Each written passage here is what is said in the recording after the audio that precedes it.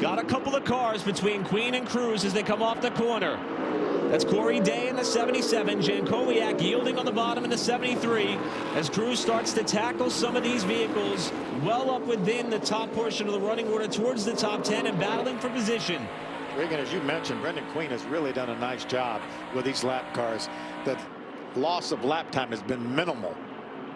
And that's something that he's learned on the short tracks, Phil. Over the years, you run into this a lot on short tracks to where you've got to be perfect. You've got to be precise as you work through that.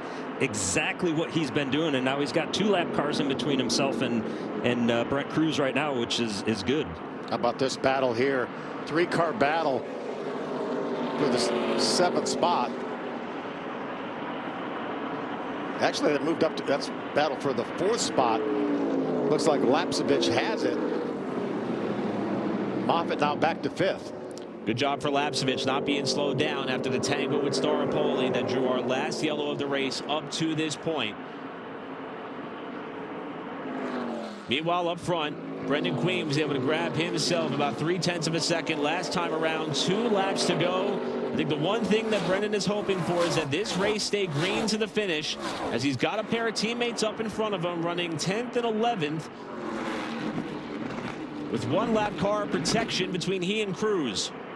And we heard, and we see right there, Cruz getting a little bit loose in turns 1 and 2. We heard the report earlier from Josh about how he was continuing to get loose and looked like he had managed it for a little bit. And unfortunately, the more he tried to hustle it, the worse that looks like it's gotten for him. We saw Kyle Keller get really loose there just past the start-finish line. 1 to go. Keller's wiggling the car like he might be out of fuel. I think he might be out of fuel.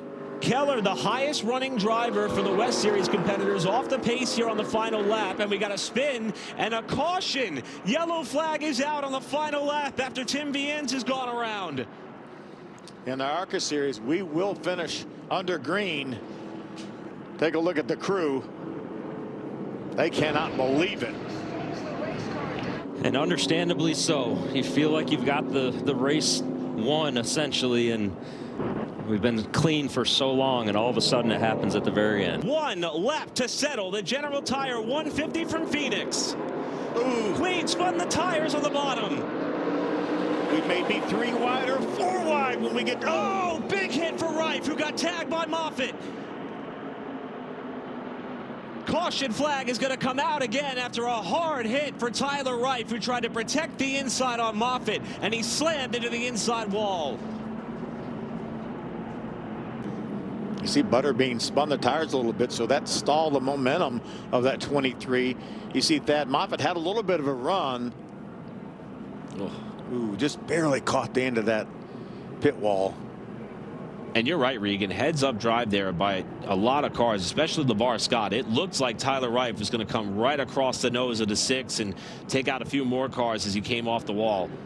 Yeah, and you know, you see Thad there make a move to the right, and I don't believe Thad was doing anything malicious there. He realized that, hey, I'm going to be too low when I get here. Cruz is coming. Look at Lapcevich on the inside. Lapcevich with a great drive to the bottom. 3 wide for the race lead as they go to turn 1. Butterbean washes wide as there's contact behind him off turn 2, and Butterbean has got the lead, but not by much. Final corner. Cruz trying to get to the bumper. He's to the inside. Here they come to the checkered flag. Queen off the wall, and Cruz is going to win on his Joe Gibbs debut at Phoenix. What a finish at Phoenix Raceway. 3rd win of his ARCA Menard Series career and his 9th start. His last one came on dirt. His first one came on dirt. But for the first time in his ARCA career, Brent Cruz is going to grab a win on pavement, and he does it in his first start for Joe Gibbs Racing on the ARCA Menard Series side. We saw Butterbean getting to the outside wall, but I don't believe there was any contact between the 2 cars. didn't think I saw anything, and quite honestly, Butterbean had a good restart, did what he needed to do in turns 1 and 2, took it up the banking just a little bit, and when they came off of turn 2, you could see them both run down to the bottom a little bit right there, and I don't know if that affected Butterbean's angle into the corner or maybe threw him off just a little bit, but they were down pretty low on the racetrack, and credit to Brent Cruz, right? He reset as they went into turn 3. He knew that his opportunity was going to be to get to the bottom and to try and root him up just a little bit there, and certainly when they did that, they were both in the gas, and Butterbean